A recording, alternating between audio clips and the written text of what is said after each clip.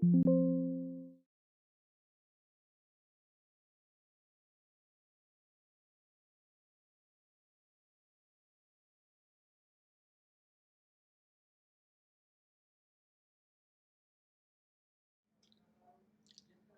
and welcome to Unacademy. Welcome to the fourth episode of NCERT International Relations. So, in today's class, we will talk about India's immediate neighborhood. We will talk about the South Asia region and understand why India's neighborhood is so chaotic. Because when you look around India, almost every single neighboring country is going through a big crisis, be it a political crisis or an economic crisis or some kind of tensions, conflicts always being present in South Asia. And these adverse developments in our immediate neighborhood, it has a huge impact on India's national interests.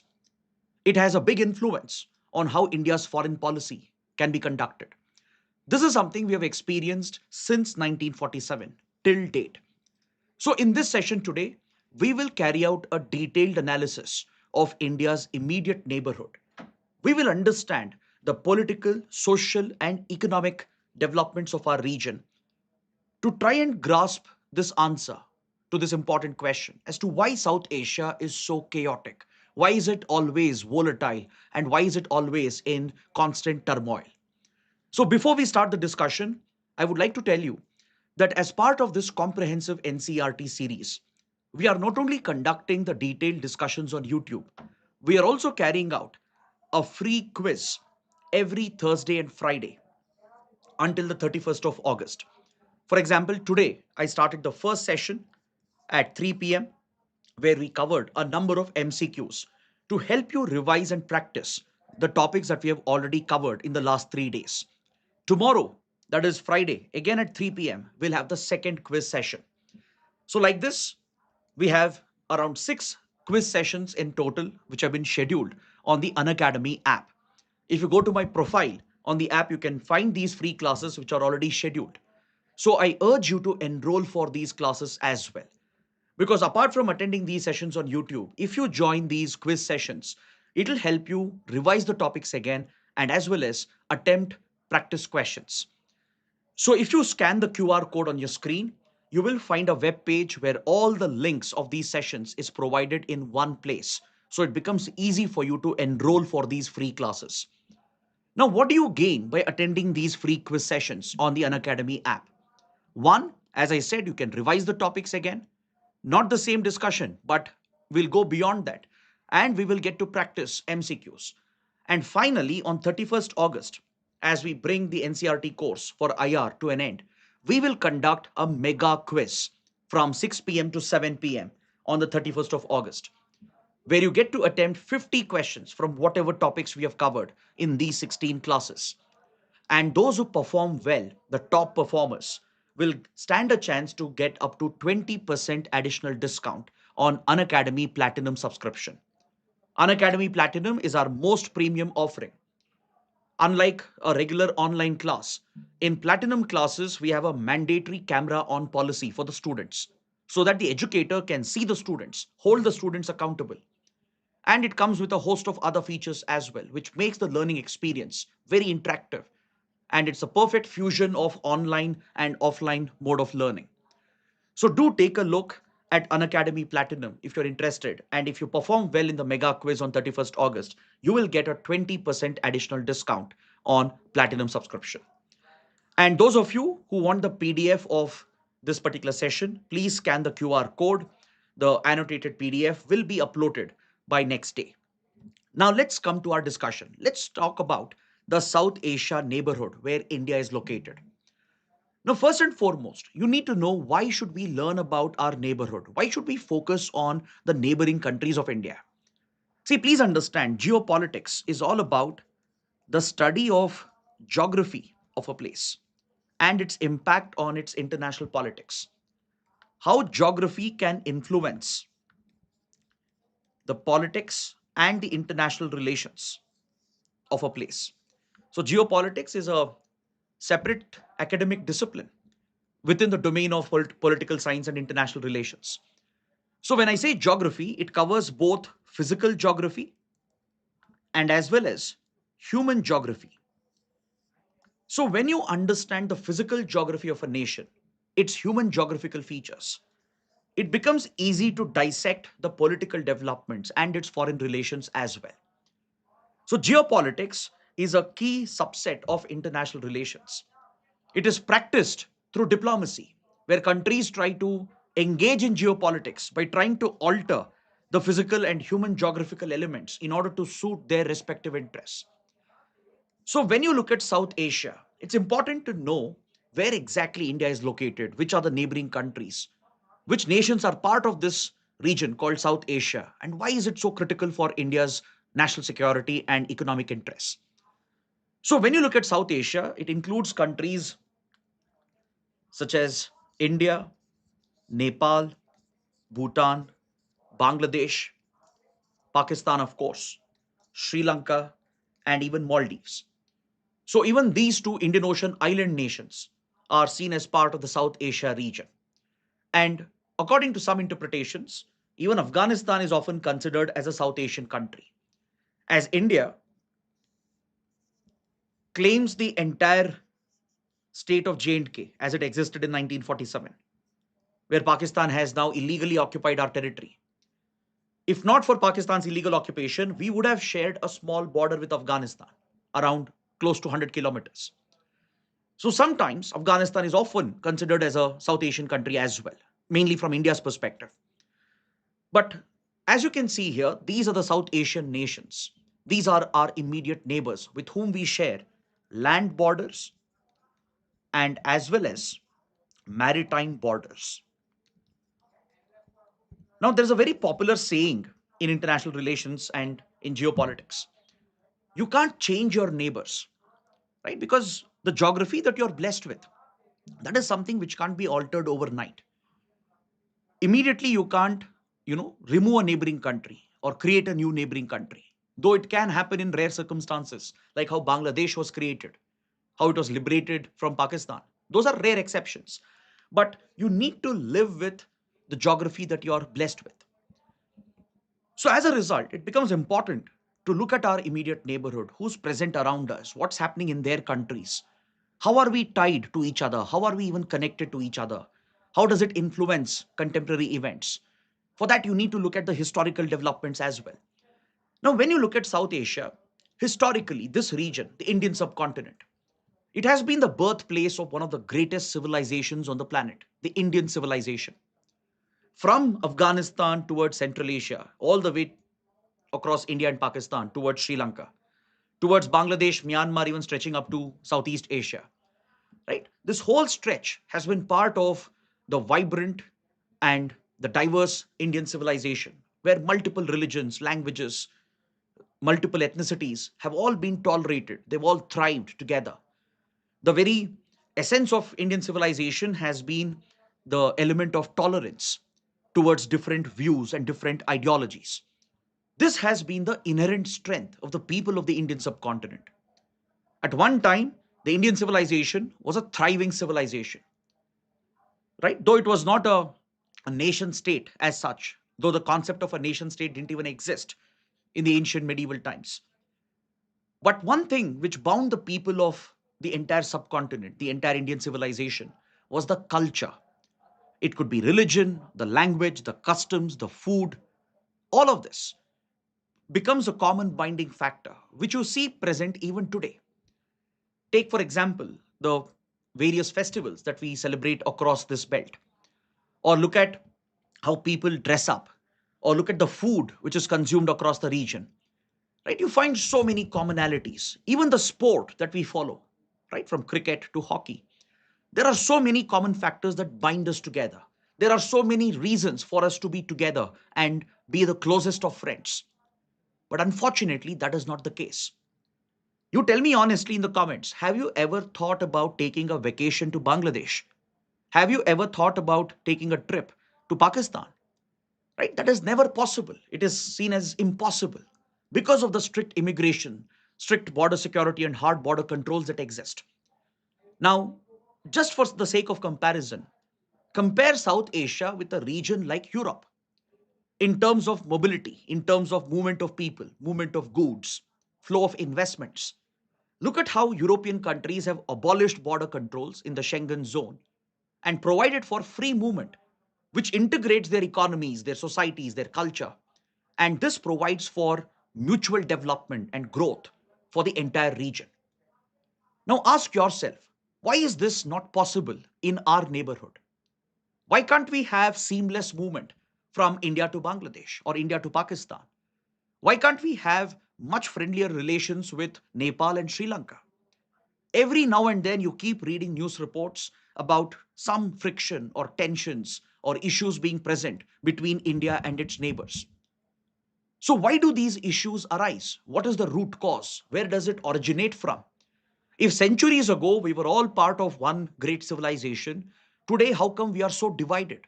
How come the region is being dragged down by terrorism, radicalism, communal polarization? How come democracies in South Asia are so weak? How come the economic development has been compromised in this region? So these are some critical questions that need to be thought about, that need to be answered, because that will help you understand today's geopolitics of South Asia. According to many experts, South Asia is probably one of the most volatile regions in the world. And it's an accurate assessment as well. Over the last 7 to 8 decades, right, after this region got decolonized, since then, South Asia has struggled, it has suffered from multiple developments, be it the persistent border disputes. Take, for example, the India Pakistan boundary issues, the Kashmir issue, for example, or the persistent issue with Nepal over the Kala Pani dispute, the Susta dispute, which has lasted for 2 centuries, right? Or look at the land boundary issue, the enclave issue that we had with Bangladesh, which was resolved just recently. So, multiple boundary issues present across the region. Look at the water sharing disputes from Indus water to all the transboundary rivers with Bangladesh. India Bangladesh share 54 transboundary rivers, and many of them have standing disputes and they are unresolved. We have issues in Nepal where strong anti India sentiments are present. We have had a lot of difficulties in Sri Lanka, mainly related to its ethnic conflict. Look at the history of wars, conflicts, civil war, strife that the region has encountered. Look at the number of military coups that have taken place in Pakistan and Bangladesh. Look at the India Pakistan wars and conflicts, or the ethnic war in Sri Lanka, or various insurgencies that have been witnessed in India, particularly Northeast India. How come this region has become so vulnerable to a lot of security threats? How come this region has become a hotbed of radicalism, extremism, terrorism, with multiple insurgencies raging across South Asia? Then, if you look at the society as well, South Asia is one of the most polarized societies, be it on communal lines, primarily between Hindus and Muslims, or look at the ethnic divisions present. For example, the divide between Sinhalese and the Tamils. Look at the persecution of minorities across the region, primarily in Bangladesh and in Pakistan. Why does this occur specifically in South Asian countries? Look at the weak democracies. India is a standout example here. Apart from that, most countries have struggled with democracy. From Sri Lanka to Nepal, Bangladesh to Pakistan, even Bhutan for that matter, Maldives as well. They've all seen phases where democracy has been threatened, democracy has been erased, authoritarian leaders have often taken over, civil liberties have been crushed. And all of these developments, they have an impact on the region, the stability of the region. And more importantly, the region is underdeveloped. When you look at the human development indicators with regard to education, literacy levels, healthcare, if you look at the overall human development profile of this region, we compare with sub Saharan Africa. We don't compare with other peer regions like Latin America or Southeast Asia. We are compared often with sub Saharan Africa. There is rampant poverty, hunger, and malnutrition, which is still prevalent, multiple diseases, which still kill people. So, what are the challenges that have affected the region? That is something we need to understand in this particular class today. Now, again, I'll come back to my same question. Like, why is it even relevant for international relations? Why are we talking about history, polity, society, economy? How is it connected to IR? Please understand, IR is a multidisciplinary subject. It shares linkages with many other domains. And what happens in our neighborhood, in our immediate and as well as our extended neighborhood, it has a direct bearing on India's national interests. Now, take for example, let's say you live in a society, in an apartment complex, or in a particular neighborhood. Don't you think your neighbors will have an impact on your overall well being, right? The ones who are residing next door, the neighborhood where you are located in, if the entire neighborhood is thriving, it will naturally have a positive impact on your status, on your well being as well. But if your neighborhood is in chaos, if your neighbors are a nuisance, if they are problematic, right? If there is constant crime, constant issues coming up in the neighborhood, don't you think that will affect your quality of life, your standard of living as well? The same logic applies in international relations as well. Your neighborhood matters a lot, not just the immediate neighborhood with whom you share land and maritime borders. Even the extended neighborhood matters a lot. When you look at India's foreign policy, it is primarily designed to address the primary area of strategic interest of India. India has carved out a primary area of influence. It is located between two critical choke points, two important maritime choke points, the Hormuz Strait to the west of India and the Malacca Strait to the east of India. So, roughly, this region that lies within this box that I'm drawing, this represents India's primary area of interest. It covers South Asia and Indian Ocean region. It covers West Asia and Central Asia as well. It covers East Africa, including the Horn of Africa and the Bab el Mandeb Strait. It covers Southeast Asia region.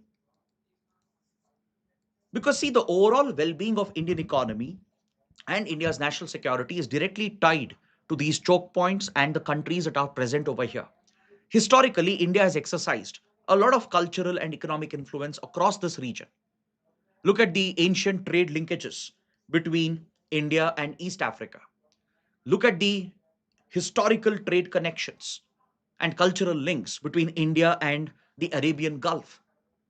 Again, look at the ancient ties that India shares with Southeast Asia and as well as with Central Asia.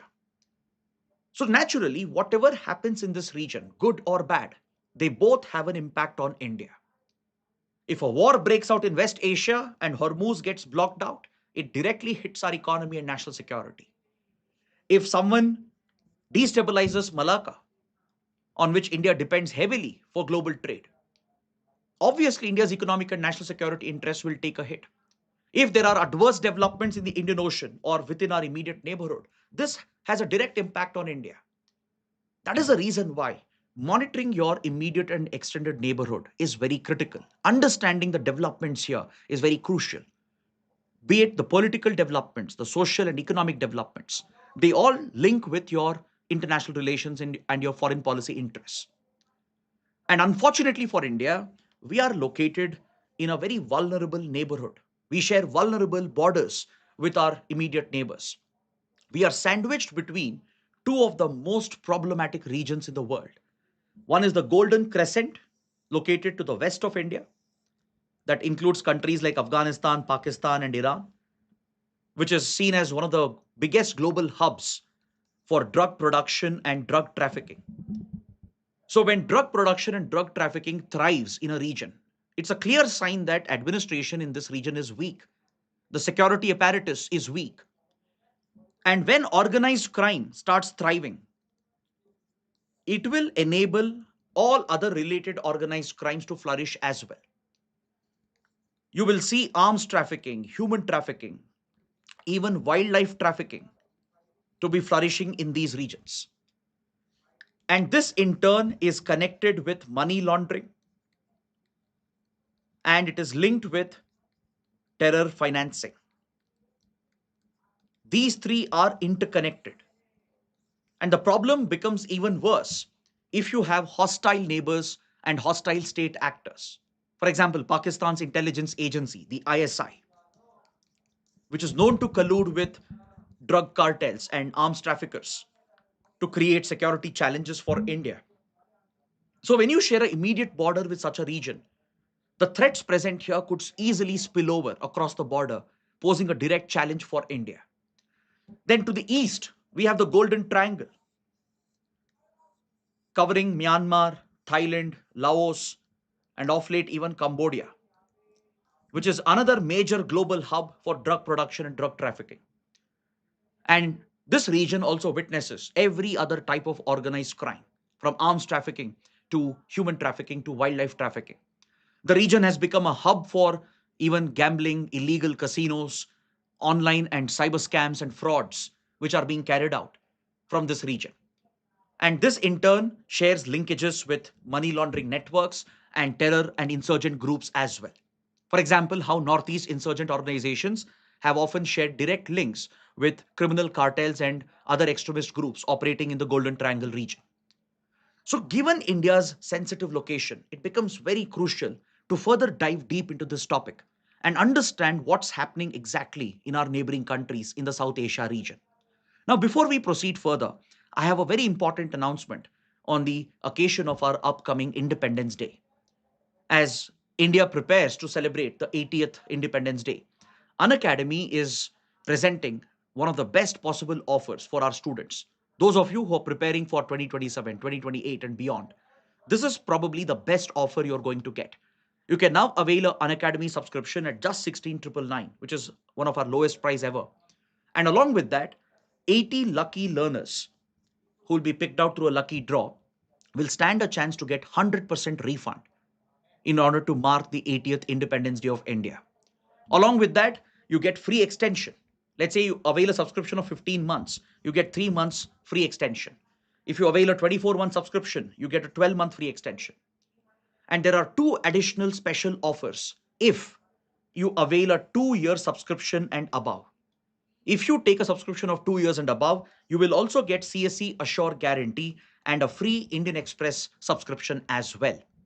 Under CSE Assure, let's say for some reason you don't clear the exam in your first attempt, despite your best efforts, then your next attempt is entirely on us. This ensures that you can continue your preparation without being worried about your subscription expiring.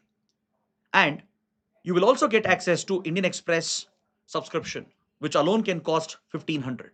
This will give you access to the research articles, the premium explained articles, and even the UPSC Essential segment, which is almost irreplaceable for any UPSC aspirant for current affairs preparation. So those of you who are interested, please check out the description box below. The link is provided over there. And I'm told the offer will end tomorrow on the 14th of August. And I'm hoping most of the students who would like to join us would be English medium students.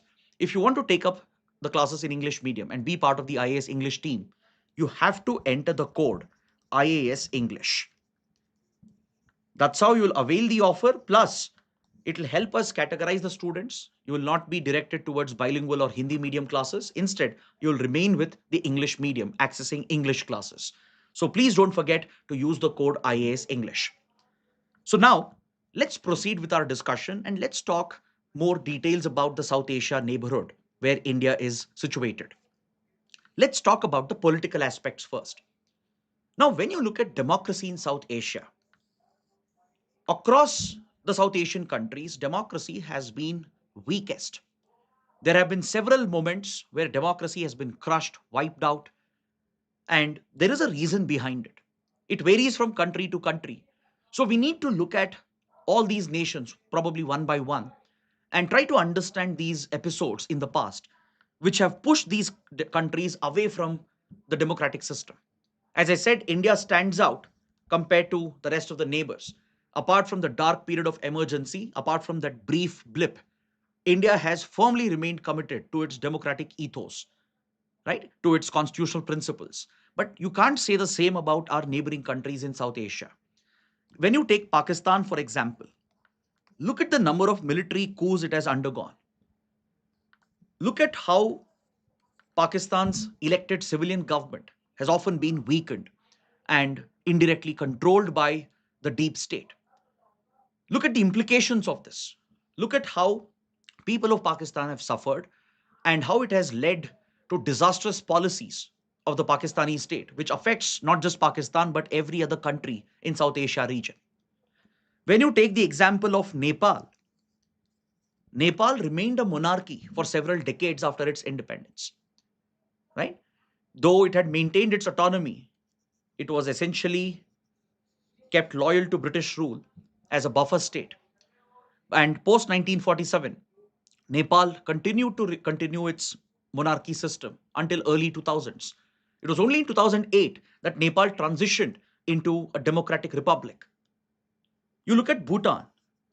Bhutan remained a monarchy and now it has recently transitioned into a constitutional monarchy, but still remains a monarchy setup with very limited democratic freedom available in Bhutan. Though it remains a stable country with respect for human rights and civil liberties, it remains a constitutional monarchy and not a full fledged democratic republic. And you all know the status in Bangladesh. Bangladesh has seen repeated coups, authoritarian leaders, rise of extremism, anti India sentiments, cha- attempts to challenge and crush the diversity of Bangladesh, right? Attempts to target and persecute minorities, primarily religious and ethnic minorities. That has become a recurrent feature in our eastern neighbor, Bangladesh. When you look at Sri Lanka, Sri Lanka has seen terrible years during the ethnic conflict where large scale human rights abuses have been reported. We have seen controversial leaders like Mahinda Rajapaksa, Gotabaya Rajapaksa, accused of serious war crimes and human rights violations. And the country still continues to suffer from the wounds of the past. Then Maldives remained under an authoritarian leader for nearly 3 decades after its independence. After it gained independence in late 1960s, it remained under Mamoon Gayoom, an authoritarian leader, though he was a good friend of India, though India shared fantastic relations with Maldives. Until 2008, Maldives remained an authoritarian country. Recently, it transitioned into democracy in 2005-8 period. But very soon, the democracy has been challenged. It has come under significant pressure because of the rise of anti-democratic forces. So wherever you look around India, you find weakness in the government systems, in the democratic systems that are present. But what is interesting is that studies and surveys have established that the people of South Asia, they actually prefer democracy. Except for Pakistan. Pakistan is an exception here. Most countries, their citizens, the people there, they actually prefer, they have a preference for democracy. They believe it's the most suitable system of governance. But despite that, these countries have experienced episodes and periods of authoritarian rule and dictatorship and large scale human rights violations. And this is connected to everything else. Because once your political system is compromised, once democratic rights are not available, this affects development. It affects the overall policies of the state. It affects the external relations of that particular state. So you need to understand why is there such a weakness when it comes to South Asian countries with regard to their experiment with democracy. This is where I would like to take you back in time. Look at the root causes, the issues that have contributed to these developments. And we'll also take up case studies one after the other. In fact, most of the problems that you face today in South Asia, from developmental issues to boundary issues, from wars to insurgencies and terrorism, from democratic challenges to military coups, almost all these problems can be traced back to the colonial blunders that were committed by the British. Look at the policy of divide and rule, how they communalized the Indian freedom movement in order to weaken the national movement, how they encouraged the radical extremist sections amongst both communities, directly contributed to rising communal tensions and the large scale communal riots that swept across India during our national movement. And this has left behind a lasting legacy. And it's not just in India, it's not just about exploiting the communal divisions. They followed the same divide and rule policy across the South Asian subcontinent. You look at Sri Lanka as well. The main divide between Sinhalese and the Tamil minorities also has a British origin. The British encouraged the Indian Tamil community, gave them preferential postings, made an attempt to discriminate against the Sinhala majority, creating discontent between the two groups.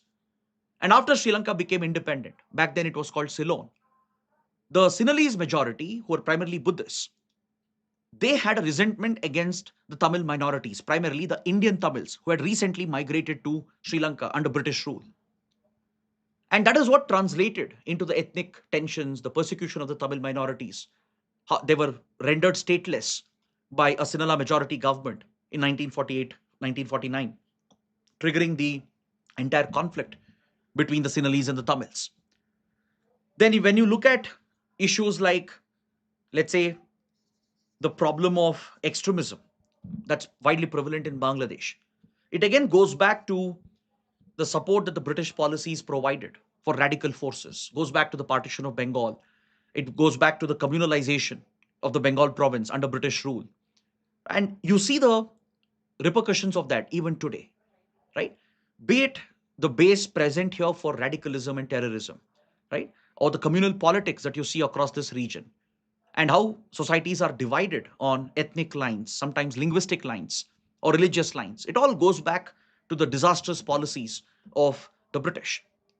In fact, even the border issues, which are at the very core of the conflicts present in South Asia, they again have a colonial imprint. Look at the partition of the Indian subcontinent in 1947. I was mentioning this in one of the previous sessions as well.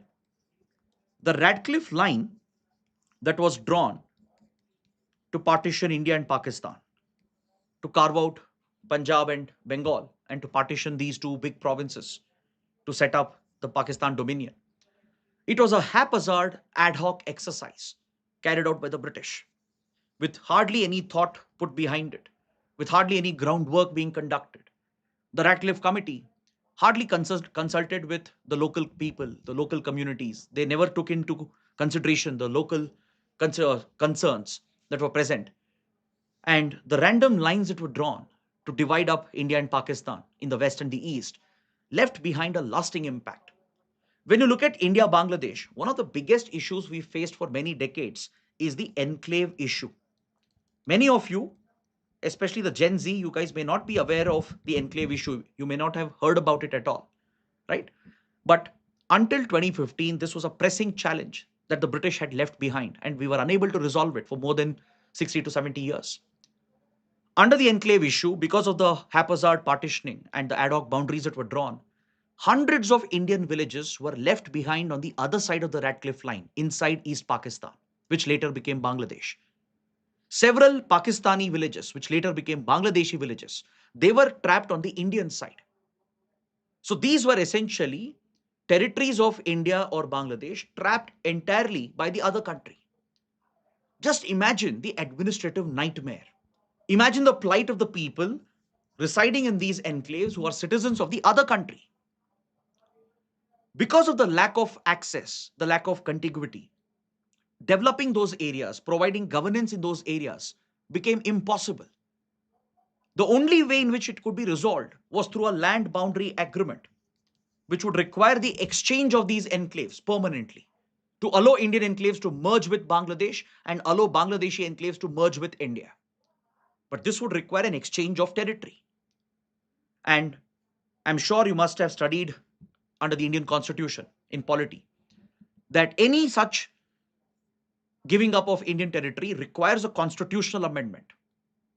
So in 2015, through a constitutional amendment, the land boundary agreement was finally brought into force, and we have recently resolved this issue by permanently exchanging those enclaves.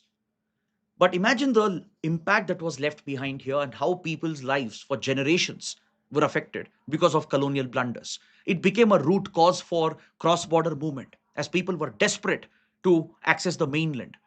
It, in a way, gave an impetus for illegal migration, which became a major border security problem, even contributing to insurgencies in the Northeast. Or take, for example, how families towards the West were divided with the partition of Punjab and the human impact it has left behind, and how it still remains a root cause for the India Pakistan boundary issues and conflict that is still present. So when you look at the problems in South Asia, a number of these issues go back to the colonial blunders that were committed. But again, it's quite easy to blame the British for everything, right? It seems convenient. We need to be a little more realistic. We need to face up to our own mistakes as a region, as a one group of people, right? And face those problems, political, social, and economic problems, acknowledge them, without which we will never be able to resolve these issues and challenges. So when you look at Pakistan as a case study, it has been probably the most fragile democracy in South Asia.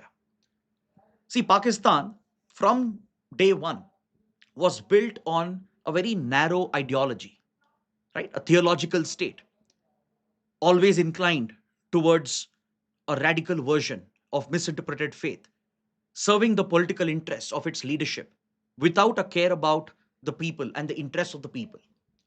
It took several years for Pakistan to even draft and finalize its constitution.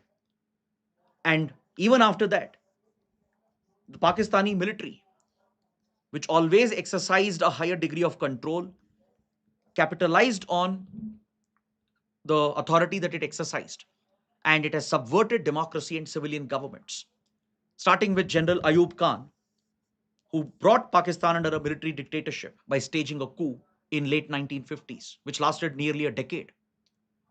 Or later, General Yahya Khan, who again exercised a military dictatorship.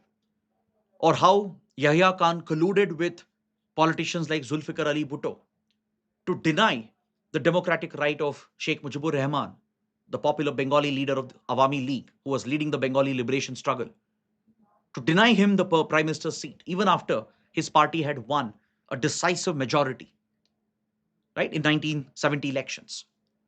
That is what paved the way for the Bengali genocide and eventually the Bengali liberation movement, which was backed by India, supported by India.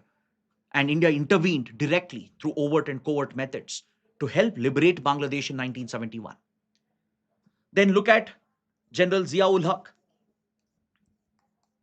As fate would have it, he toppled Zulfikar Ali Bhutto, who previously had colluded with the same military establishment to target his rival, Sheikh Mujibur Rahman. As they say, history has a cruel irony about it, right? And Pakistan is a living example of that. So Zia-ul Haq got Bhutto eliminated. He got rid of Zulfikar Ali Bhutto, established a military dictatorship again. Then, following Nawaz Sharif's tenure, General Pervez Musharraf staged a coup and later went on to become the president of Pakistan. So Pakistan has a history with regard to military rule and military's tight control over its politics, administration, and foreign and security affairs. So when you look at Pakistan, it's very, very clear that there has always been a dual control. The deep state on one side, represented by the Pakistani army and the armed forces and its intelligence agency, the ISI. On the other side, you have an elected civilian government for the sake of it. So Pakistan is a namesake democracy, essentially.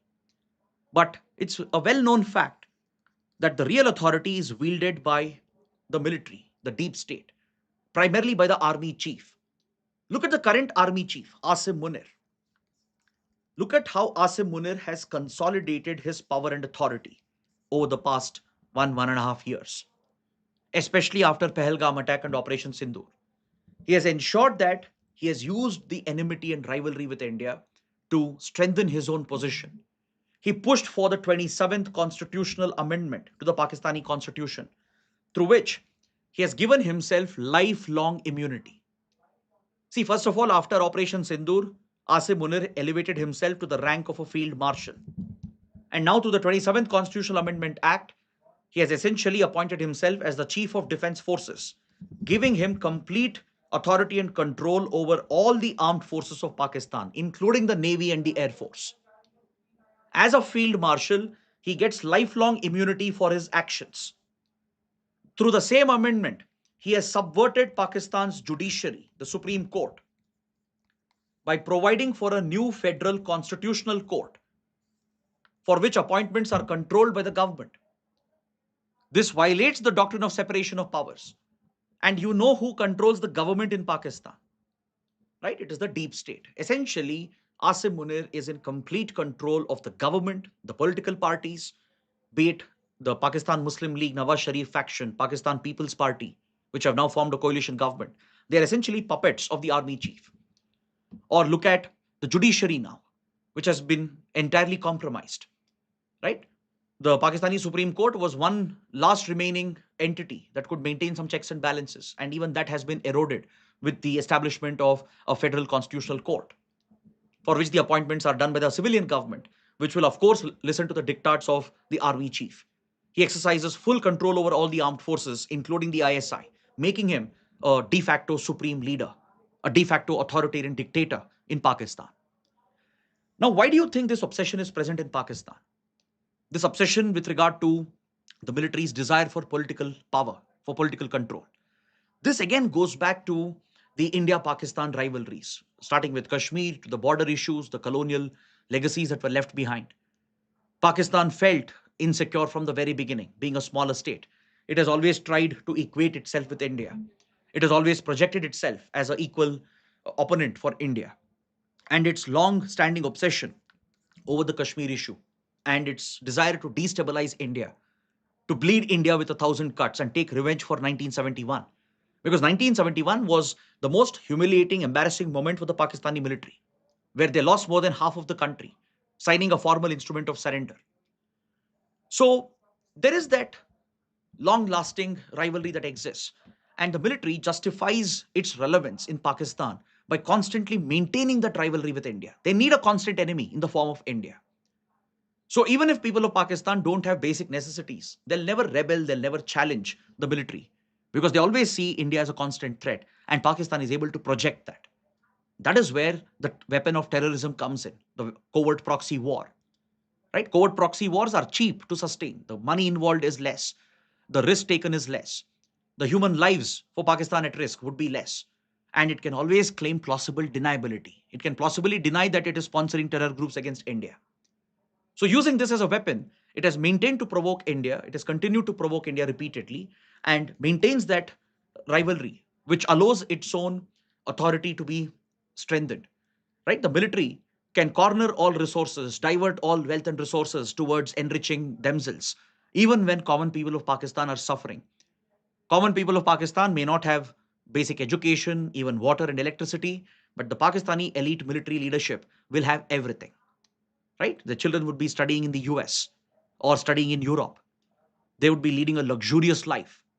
And probably there's no other country and armed force on the planet where the military controls even few factories and industries. In Pakistan, you might have heard of the Forge Industries. They manufacture soap, they build apartments, they handle real estate projects, they make cement as well. Have you ever heard an army taking up these responsibilities in the economy of a nation? But that happens in Pakistan. That's how these generals enrich themselves by taking control over these 4G establishments, 4G boards, and diverting the money and the wealth through corrupt methods. And Pakistan has always learned to make itself relevant using terrorism as a leverage. It has generated that support from Western countries, primarily from US, few West Asian powers like Saudi Arabia, Turkey, even European powers, and manages to get funds and assistance from them. And a lot of that money again feeds the military establishment. So it's a dangerous nexus which has been created, and subversion of democracy has everything to do with it. And why is democracy subverted? That again goes back to colonial blunders. So, like this, across India's neighborhood, you find similar issues or slightly different issues, but everything traces back to the colonial blunders that were committed. Look at Bangladesh. After it gained independence under the leadership of Sheikh Mujibur Rahman, who led the Awami League, Bangladesh won its hard won independence with India's backing and support. India fought a direct conflict with Pakistan to break the country into two parts. We were involved in a covert war as well to back the Mukti Bahini rebels, where India trained, armed, and funded the Bengali liberation rebel fighters. India engaged in active diplomatic coercion against Pakistan to expose Pakistan's genocide against Bengalis and build a narrative in favor of India.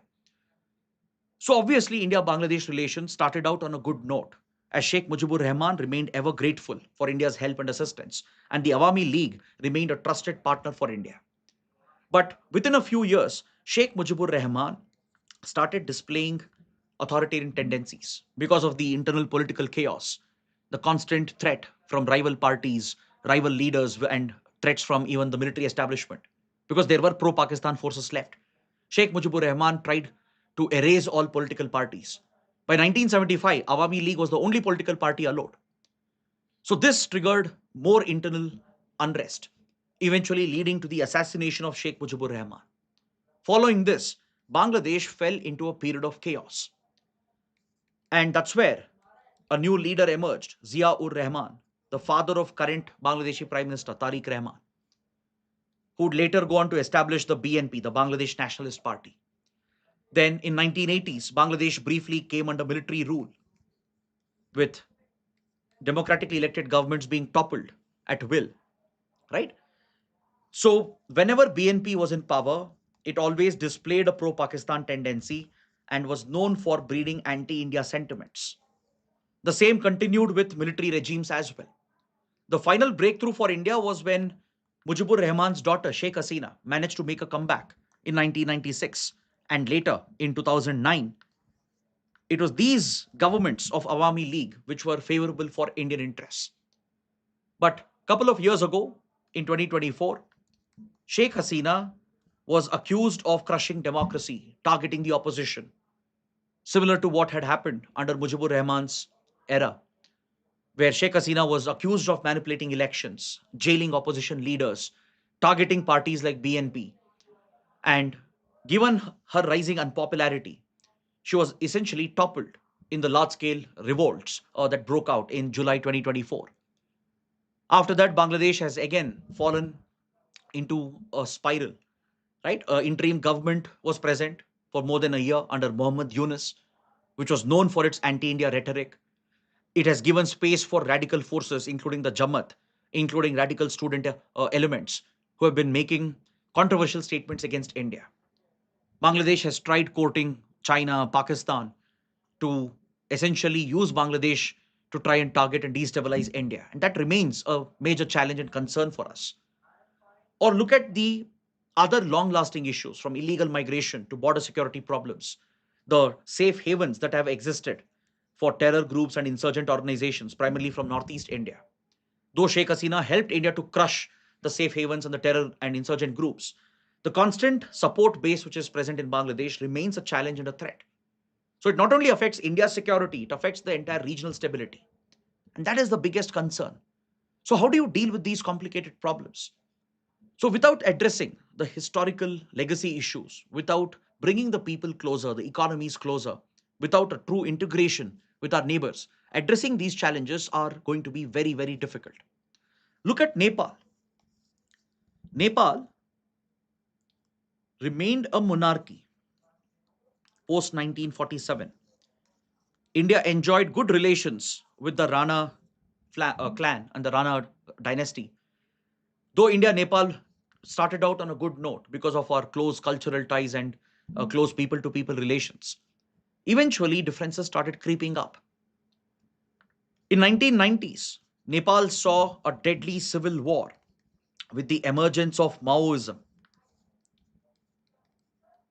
the left-wing extremist movement. It took a toll on Nepal, and India's ties with Nepal was, of course, affected. Then eventually, the monarchy paved the way for democracy in the 2006-2008 period. It was only after large-scale internal conflict and unrest, protests and rebellions, only after that, the monarchy stepped aside and paved the way for Nepal to become a secular democratic republic. And look at what's happening today, right? Nepal took several years to draft its constitution, right? From 2008 to 2015. And even after 2015, Nepal has seen a lot of instability with regard to its government and leadership. Nepal has become something like musical chairs, where prime ministers come and go, presidents come and go, right? Governments keep falling every year. We have had anti-India leaders like KP Sharma Oli, who have openly courted China and aggravated border issues with India, like Kala Pani and Susta. Then we saw the Gen Z protests of last year. The failure of governance, lack of stability, lack of opportunities pushed the Gen Z and the youth to rebel against the traditional leadership, to oppose these age old traditional parties like Nepali Congress, the Communist Party of Nepal. They essentially brought down the entire political establishment and the regime. Post elections, the new leader of Nepal, Balendra Shah, one of the youngest leaders in the world, has struggled to bring back some normalcy. Balendra Shah, though, represented the aspirations of the youth, given the inexperience, given the lack of administrative experience in the establishment, the new Nepali government has also been struggling equally. There are new protests breaking out. There are calls for return of monarchy. There have been pro-monarchy protests which are being held. Imagine in today's world a democracy sliding back to a monarchy.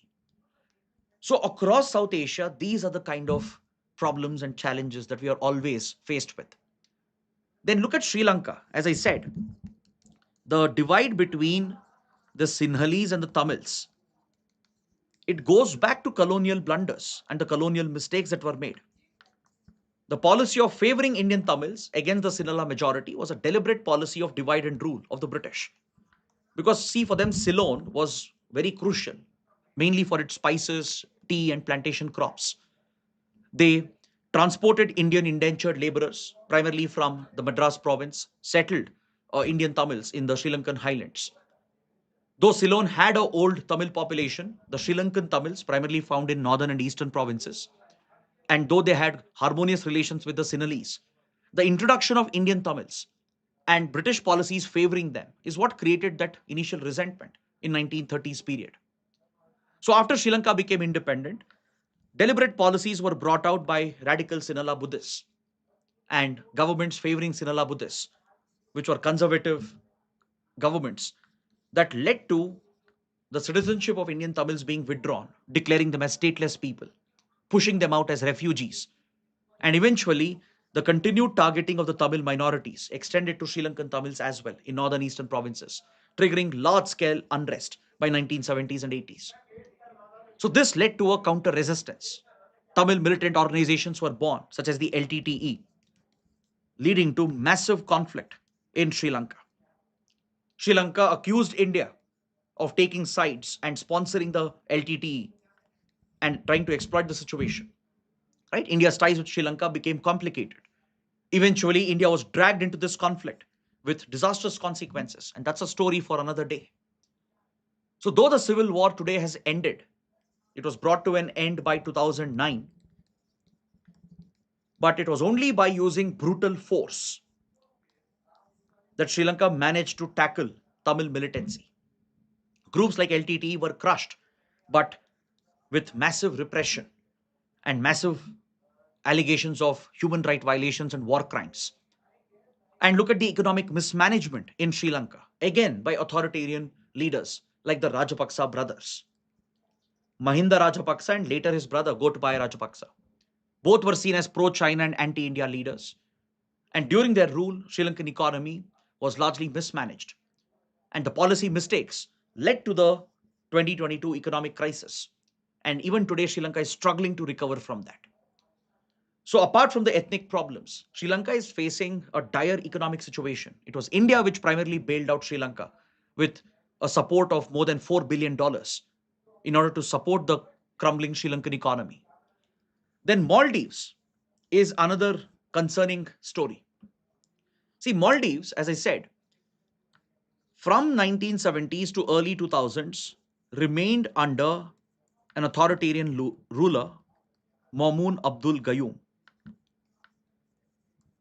Though he was an authoritarian leader, Maldives remained a very close friend, a trusted partner for India.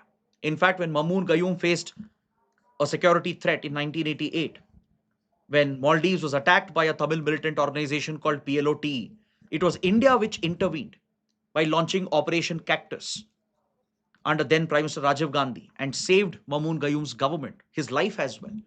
protected the stability in Maldives. Maldives remained a great friend for India for several decades. But after Mamoon Gayoom stepped down and transitioned the country into a democracy, a party known as MDP, Maldivian Democratic Party, had won the elections and things were very stable until 2012. But all of a sudden, Chinese presence starts going up. China opens its diplomatic mission, Chinese investments go up, and you see political chaos being unleashed. And probably that's not a coincidence. The MDP, that was led by a pro India leader, Mohammad Nasheed, was toppled and thrown out in an illegal takeover where an elected government was toppled, elected leader was disposed, and Yamin Gayoom, a pro China leader, emerged as the Maldivian president. So from 2012 to 2018, our ties with Maldives was severely compromised, with anti India sentiments being present. We are again seeing a return of this from 2023 to at least 2024 under the current president, Mohammad Muizu, who won the elections in 2023 mainly on the anti India campaign, on the anti India agenda. He is seen as a prodigy of Yamin Gayoom. Of course, Mohammad Muizu has now corrected his path in the last couple of years as Maldives economy needs India. Maldivian economy is very volatile. They will face regular liquidity crisis and Maldives depends on India's financial support. So because of that leverage, Mohammad Muizu has now been brought back in line and India-Maldives relations have been repaired. But the fact remains that Mohammad Muizu won the elections on an anti-India plank by following the footstep of his mentor, Yamin Gayoom. And when you see such developments occurring across the neighborhood, right, you can't just blame the colonial era blunders and the legacy issues. There are other fundamental problems that are present, from social to economic to political. And this is not just about India and its neighbors. Even some of the South Asian countries have issues between them. Take, for example, Nepal and Bhutan. They had a major issue back in 1990s over ethnic Nepalese known as the Lotsampas. The Lotsampas are essentially ethnic Nepalese people who had settled in southern parts of Bhutan. They were even known as Southern Bhutanese. But the people of Bhutan never accepted the people of Nepali origin. They never accepted the Lotsampas as their citizens. They were denied citizenship, they were rendered stateless, and they were essentially driven out from southern parts of Bhutan, triggering a massive humanitarian crisis. Thousands of Lotsampas, they essentially became stateless, turning it into a diplomatic issue between Nepal and Bhutan and creating a challenge for India to choose between two friends. Then look at the Rohingya issue between Bangladesh and Myanmar. The Rohingyas, who are historically from the Chittagong Cox's Bazar area in today's Bangladesh, they had historically migrated to the Rakhine state, which is in today's Myanmar. But in Myanmar, after it came under military rule in 1962, the military junta has often favored the radical Buddhist community, which has resulted in targeted communal violence against Rohingya ethnic Muslims. For decades, the Rohingyas have been targeted, persecuted, triggering a refugee crisis. And most of the Rohingya refugees are settled in Bangladesh, turning it into a major diplomatic issue between them. Even today, Myanmar refuses to take full responsibility for Rohingyas and blames it on Bangladesh and expects Bangladesh to take responsibility. So the refugee crisis and the humanitarian crisis here will spill over into India, creating numerous problems and challenges, from security threats to border security issues to diplomatic challenges. So as you can see, South Asia is essentially faced with multiple problems, numerous issues. When you look at the developmental aspect, if you try to see why this region is underdeveloped, why we have such pressing developmental challenges, look at the indicators, for example.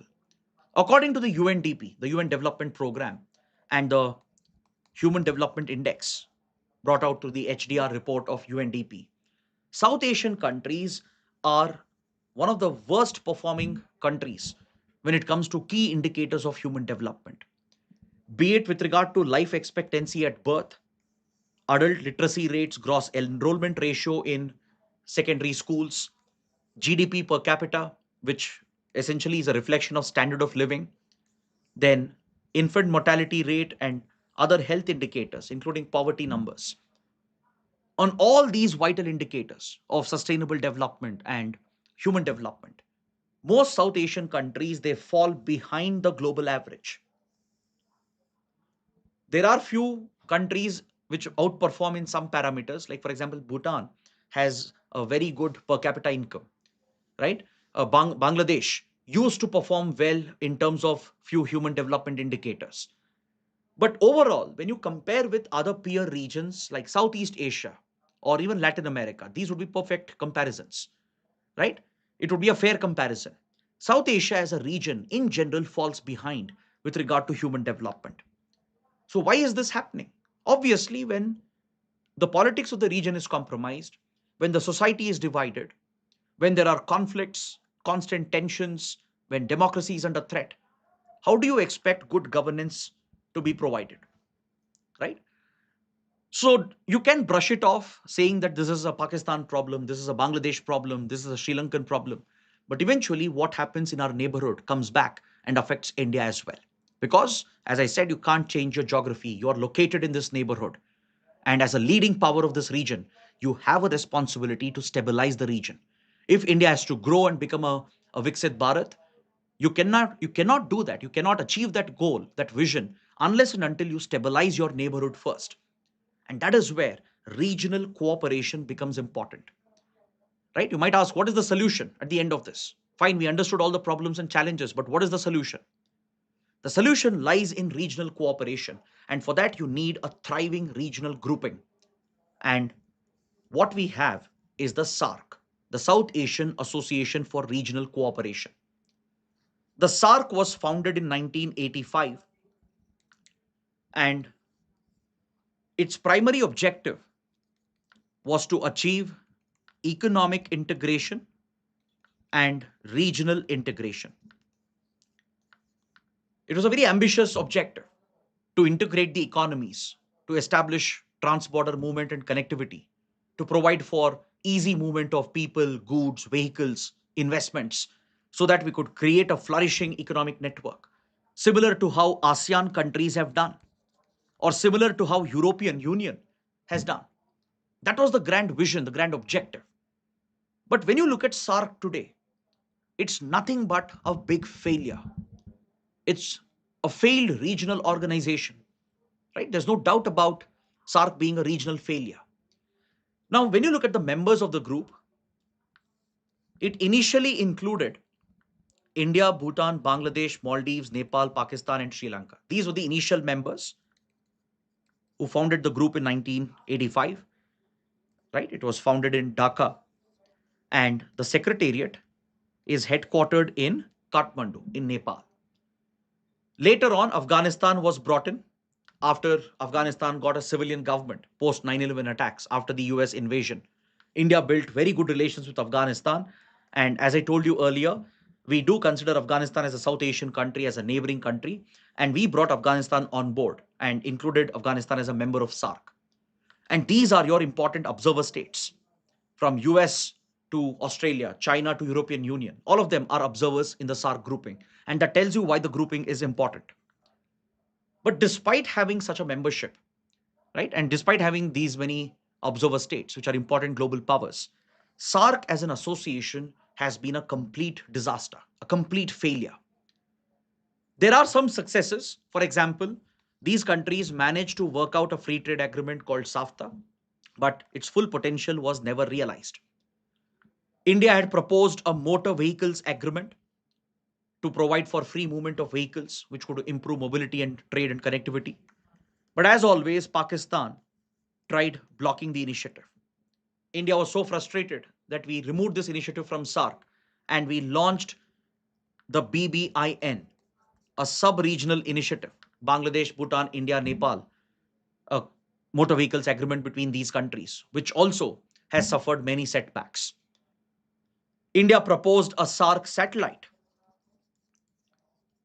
to engage in soft power diplomacy, to share our satellite technology with our South Asian neighbors. But again, Pakistan created a roadblock. Unnecessary concerns were raised on security grounds, trying to block the initiative. Again, India was so frustrated that we cancelled the project and we turned it into South Asia satellite project by excluding Pakistan. So the only way India could proceed with the SAARC satellite project was by eliminating Pakistan, by excluding Pakistan from it. So the main hurdle within SAARC is the internal differences which are present. The India-Pakistan rivalry, the constant tensions, Pakistan being a breeding ground for radicalism, extremism. For example, until 2014, at least SAARC summits were happening quite regularly, where the leaders would meet at summit level and focus on some new initiatives. As I said, there have been some successful initiatives. A South Asian university was set up. There is a disaster management framework, a South Asia disaster management framework that exists where the countries help each other during disasters. There's a South Asian food bank, a SAARC food bank to focus on food security. Then India's RBI has even set up a currency swap arrangement, a credit facility to help out SAARC nations if they face a liquidity crunch. So all such initiatives have often worked. But post 2014, SAARC has completely collapsed, mainly because of Pakistan's focus on using terrorism against India. The Uri attacks of 2016 was the final blow for India. During that year, Pakistan was supposed to host the SAARC summit in Islamabad, just a few days after the Uri attacks. So as India retaliated with surgical strikes and military tensions increased, and India blamed the attack on Pakistan sponsored terror groups, India rightly called off the SAARC summit. India said will not participate. All the other SAARC members joined India. They supported India from Sri Lanka to Afghanistan to Bangladesh to Bhutan to Maldives. All of them. They supported India. They blamed Pakistan for destabilizing the region through terrorism. And they all boycotted the 2016 Islamabad SAARC summit. And since then, believe it or not, no SAARC summit has taken place. It's been a decade. That's why I feel this topic is important for the exams. 2026 marks a decade of SAARC becoming defunct. So Pakistan's obstructionist role, its sponsorship of terrorism is the primary reason behind the failure of SAARC. The only time we saw some activity was during COVID, when the pandemic had just broken out. Prime Minister Modi convened a virtual meeting of SAARC leaders where India activated the disaster management framework and promised assistance and support to SAARC nations, where we supplied medicines, drugs, testing equipment, etc., to help the neighboring countries to cope with the pandemic. Other than that, the SAARC has become defunct over the last decade. So, without a strong platform for regional cooperation, you can never address these regional issues, and that will remain the lasting concern. There are other issues as well, apart from India Pakistan rivalry. There are unresolved border disputes, like India Nepal border dispute, for example.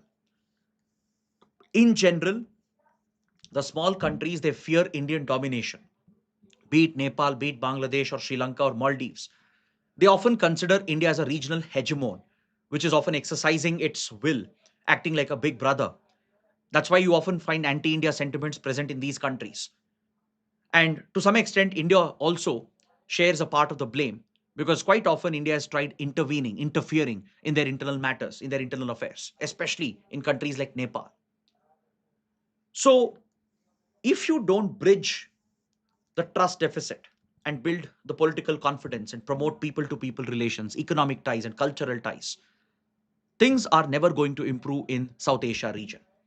Because see, regional cooperation is a very powerful tool. Look at what happened in Europe, right? As they say in international relations, there are no permanent friends and permanent enemies. You only have permanent interests. Just a century ago, France and Germany and UK were at their throats fighting each other in world wars. Today, they are the best of friends, best of allies. And the EU and regional cooperation amongst the members has had a big role to play in that. So no wonder EU was even awarded a Nobel Peace Prize for its incredible efforts in uniting Europe as a continent, as a region, and for providing for prosperity and development and growth by resolving standing issues of Europe. So in South Asia, if we have to see similar developments, one option is to focus on regional cooperation. right? It's a vicious cycle. It's all connected, of course, right? But without focusing on regional ties and ties between the countries of South Asia, these pressing challenges cannot be addressed easily. So, this is what I wanted to discuss with you today. I hope it has been an insightful, interesting session. I hope you guys have learned something. If you did, please let me know in the comments. Tomorrow and in the coming classes, we have many more interesting topics to cover. As I said, this course is built to ensure that you get a strong foundation in international relations, especially for beginners, right? Those who are still in school, in college, thinking about UPSC, those who have started their PSIR optional. Many of you might be struggling with these topics, mainly to get the background, the context, or the ability to critically think about these topics. So, the whole purpose of this course is to help you in this regard, and I really hope it is serving its purpose. If you think it's helping you, please let us know in the comments. That will motivate us to do more. And do share the video with other aspirants so they can also benefit from this. And don't forget to attend the quiz, right? Every Thursday and Friday at 3 p.m. on the Unacademy app. I've already shared the links. The links are there in the description box as well. Today afternoon, we had the first quiz. Tomorrow at 3 p.m. again, we'll have the second quiz. So see you there. Until then, take care. Have a good night.